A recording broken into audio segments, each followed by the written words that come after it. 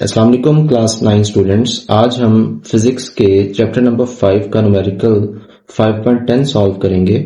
Numerical की statement आपके सामने है, इसको जरा रीड करते हैं और देखते हैं इसमें हमें क्या पूछा जा रहा है।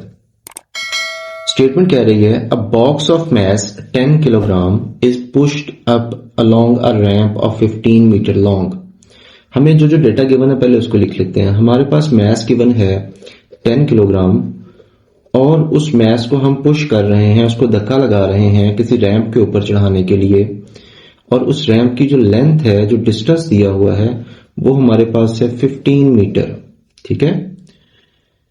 If the box rises up a height of 5 metre, अगर वो बॉक्स जो है वो 5 मीटर की हाइट तक पहुंच जाए हमारे ये काम करने की वजह से, और हमें जो फोर्स दी हुई है वो कितनी है 80 न्यूटन की। डेफिनेटली हम 80 न्यूटन की उसके ऊपर फोर्स लगाएंगे और उसको 5 मीटर की हाइट तक पहुंचा देंगे। तो हमें फाइंड क्या करना है इस क्वेश्चन में, what is the efficiency of this system. हमें क्या फाइंड करना है कि उस सिस्टम की, ये जो हमें सिनेरियो पता चला है, हमें इसकी एफिशिएंसी चाहिए।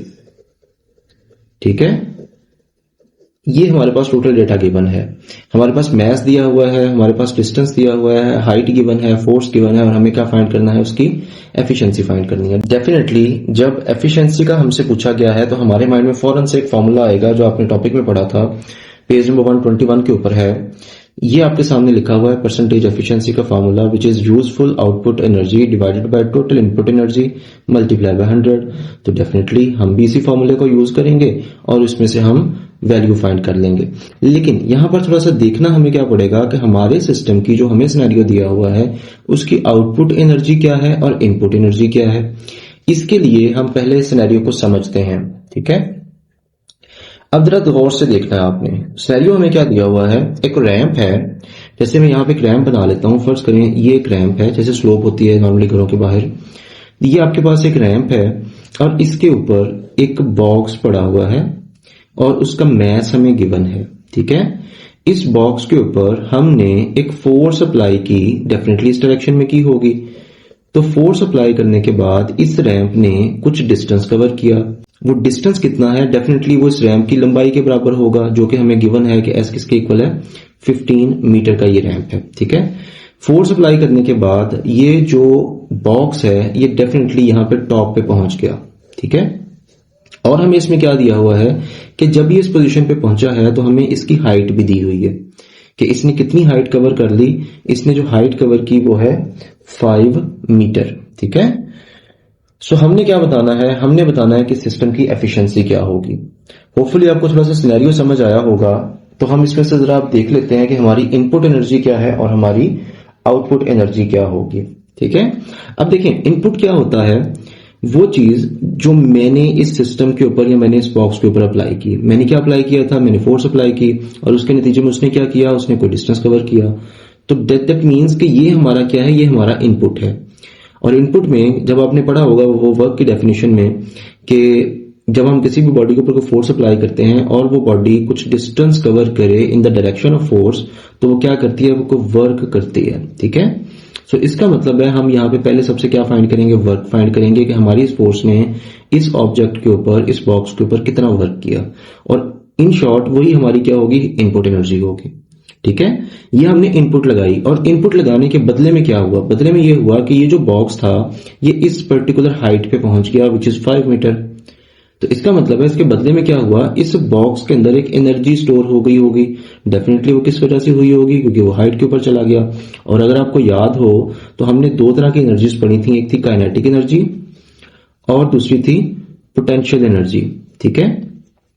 काइनेटिक एनर्जी किस वजह से होती थी, बिकॉज ऑफ मोशन, और पोटेंशियल एनर्जी किस वजह से होती थी, बिकॉज ऑफ पोजीशन। तो दैट मीन्स कि जब ये ऑब्जेक्ट, जब ये बॉक्स यहां पे पहुंच जाएगा तो इसके अंदर कौन सी एनर्जी होगी, पोटेंशियल एनर्जी होगी। ठीक है। सो ये पोटेंशियल एनर्जी क्या होगी, ये एज अ आउटपुट इस बॉडी के अंदर, इस बॉक्स के अंदर स्टोर हो जाएगी। ठीक है। तो हमारे पास आउटपुट भी आ गई, वो हम कैसे फाइंड करेंगे, पोटेंशियल एनर्जी फाइंड कर लेंगे। और हमारे पास इनपुट भी आ गई, वो क्या होगी, हमारा वो वर्क होगा जो हमने उस बॉडी के ऊपर किया होगा। तो इन शॉर्ट हमने काफी हद तक इस प्रॉब्लम को अंडरस्टैंड कर लिया है। अब इसके सोल्यूशन की तरफ चलते हैं। अगर हम सोल्यूशन की बात करें तो हम यहां पे भी दो इसके पोर्शंस बना लेते हैं। ठीक है। हम बना लेते हैं नंबर 1 पे कि हमारी इनपुट एनर्जी क्या है और हमारी आउटपुट एनर्जी क्या होगी। अभी हमने थोड़ी देर पहले देखा कि हमारी इनपुट एनर्जी क्या होगी। इनपुट हमने बेसिकली क्या दिया था, वो वर्क था जो हमने इस बॉडी के ऊपर किया था। ठीक है, तो हम लिख लेते हैं, हमारे पास आ जाएगी इनपुट एनर्जी हमारी W is equal to F multiply by S। मतलब हम वर्क फाइंड कर लेते हैं। फोर्स हमें दी हुई है 80 न्यूटन और जो डिस्टेंस है वो 15 मीटर दिया हुआ है। ठीक है, 80 को अगर मैं 15 से मल्टीप्लाई करूं तो मेरे पास जो आंसर आएगा 80 मल्टीप्लाई बाय 15, हमारे पास आंसर आ रहा है 1200। ठीक है, सो इसका मतलब है हमारे पास जो इनपुट एनर्जी आई वो कितनी आई, 1200 जूल्स। और हमें एफिशिएंसी के फॉर्मूला में आउटपुट एनर्जी भी चाहिए होती है, तो पहले आप उसको फाइंड कर लेते हैं कि आउटपुट एनर्जी क्या है और उसके बाद हम उसको फॉर्मूला में पुट करेंगे और हमारे पास आंसर आ जाएगा।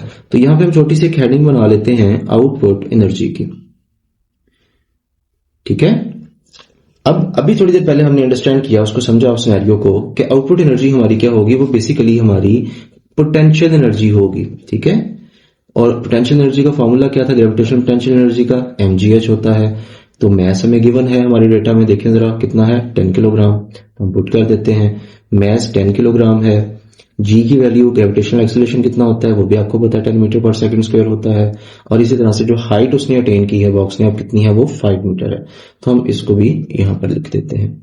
जब मैं इनको मल्टीप्लाई करूंगा तो आंसर आएगा 500 जूल्स। ठीक है, सो मेरी जो पोटेंशियल एनर्जी है या जो मेरा आउटपुट है वो कितना आ रहा है, 500 जूल्स। हमने अब इनपुट एनर्जी भी फाइंड कर ली, हमने आउटपुट एनर्जी भी फाइंड कर ली।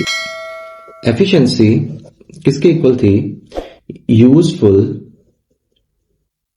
Output energy divided by total input energy. ठीक है, सो हम क्या करेंगे, मल्टीप्लाई बाय 100। अगर आपने परसेंटेज एफिशिएंसी करनी है तो आप इसको मल्टीप्लाई कर देंगे 100 के साथ। ठीक है, तो यहां से हमारे पास आ जाएगी परसेंटेज एफिशिएंसी। तो वैल्यूज पुट कर देते हैं। अभी हमने फाइंड किया था हमारे पास टोटल आउटपुट एनर्जी कितनी बन रही थी, वो हमारे पास थी 500 जूल्स। और हमने इनपुट कितनी दी थी, उस पर वर्क कितना किया था, वो था 1200 जूल्स। और इसको मल्टीप्लाई कर देते हैं 100 के साथ। तो कैलकुलेटर की मदद से इसको सॉल्व करते हैं और देखते हैं हमारा आंसर क्या आएगा। 500 डिवाइडेड बाय 1200 मल्टीप्लाई बाय 100, तो आपके पास जो आंसर आया वो आया 41.666। तो अप्रोक्सीमेटली ये आ जाएगा 41.67%।